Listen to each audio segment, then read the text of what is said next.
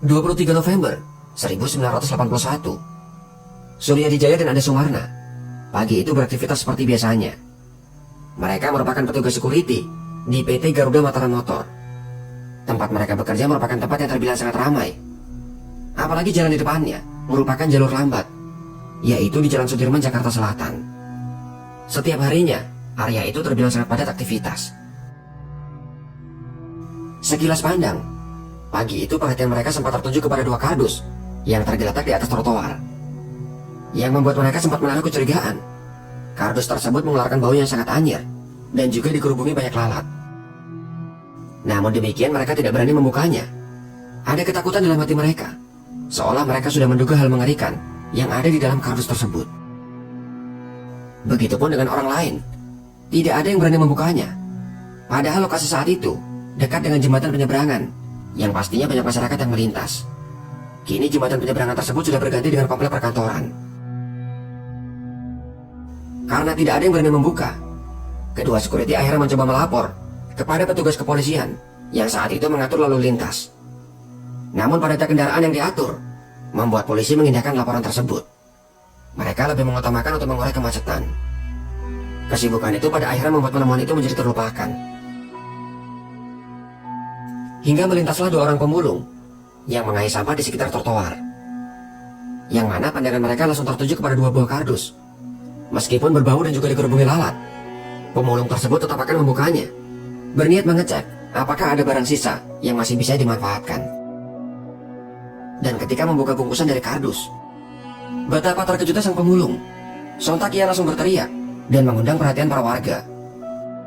Kardus pertama berisi tulang belulang. Jika saja isinya hanya tulang, mereka bisa mengira bahwa itu adalah tulang hewan ternak. Namun yang tidak bisa disangkal adalah kepala manusia di dalamnya.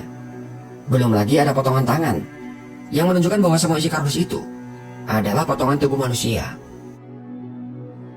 Pemandangan yang tak akan bisa dilupakan dan bahkan membuat trauma orang yang melihatnya. Satu kardus berisi kepala utuh dan juga tulang belulang, serta kardus lainnya berisi daging dan juga seluruh organ dalam yang terbungkus dengan sangat rapi. Tak lama dari penemuan, polisi yang mendapat kabar langsung datang. Mereka awalnya masih belum percaya dan menduga bahwa mungkin saja itu adalah potongan daging sapi.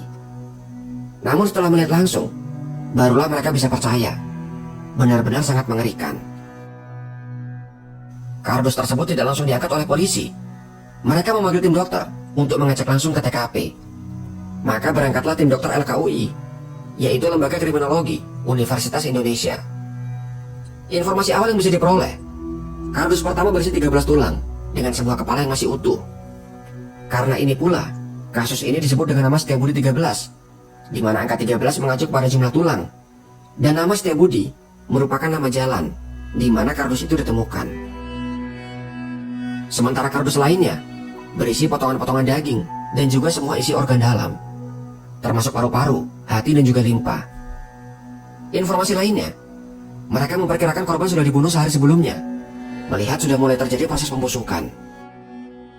Untuk menghindari kerusakan yang lebih parah, potongan-potongan tersebut kemudian dibawa ke Rumah Sakit Cipto Mangunkusumo untuk dilakukan pemeriksaan.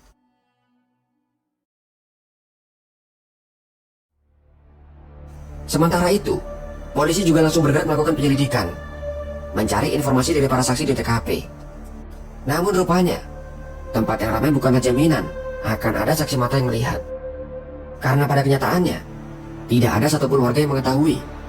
Keramaian justru membuat pelaku semakin mudah melakukan aksinya. Aktivitasnya akan tersamarkan dengan banyaknya warga di sekitar lokasi. Apalagi pada saat itu, barulah di awal tahun 80-an, yang tentunya masih belum banyak kamera CCTV yang terpasang di sekitar jalan ataupun di sekitar rumah. Sepertinya polisi memang dalam masalah untuk menemukan pelaku.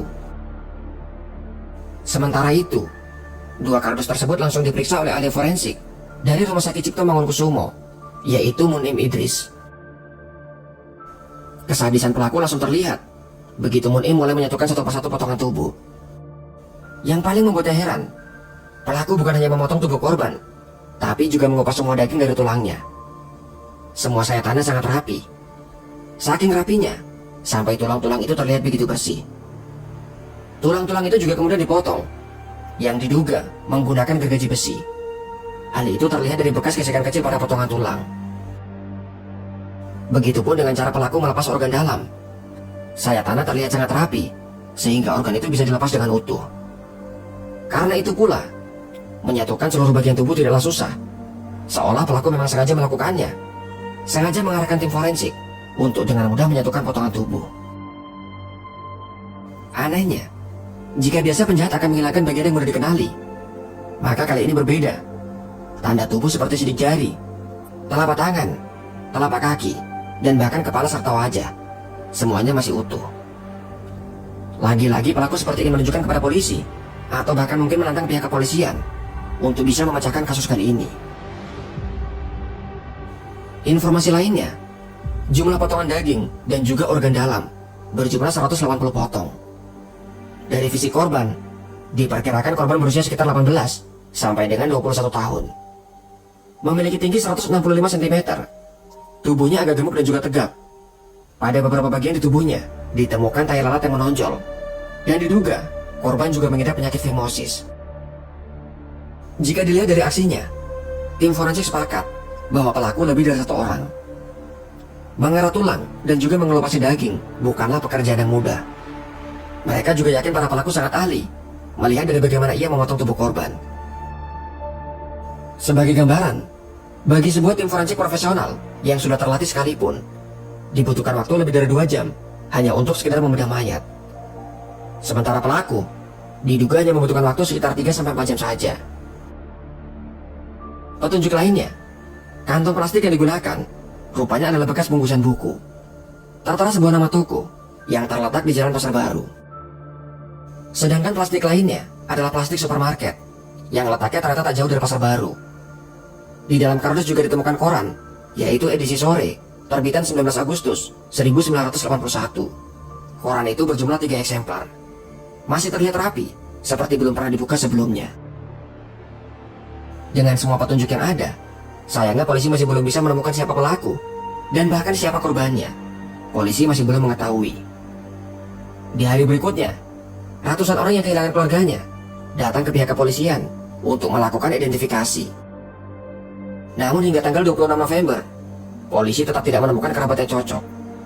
Untuk itulah pada keesokan harinya, korban akhirnya dimakamkan di TPU Tegal Alur, Kalideres, Jakarta Barat. Pihak kepolisian berkesimpulan, motif pelaku adalah balas dendam. Mayat sengaja diletakkan di tempat yang ramai. Dengan begitu kesadisannya akan diketahui banyak orang, dan pelaku akan merasa puas. Dendam pun terbalaskan. Namun perlu diingat bahwa itu hanyalah dugaan, karena hingga saat ini kasus tersebut tetap tidak terselesaikan. Jika ada kesalahan, informasi yang kurang, ataupun pendapat yang berbeda, silahkan tuangkan dalam kolom komentar di bawah. Sampai di sini video dari admin. Sampai jumpa kembali di video selanjutnya.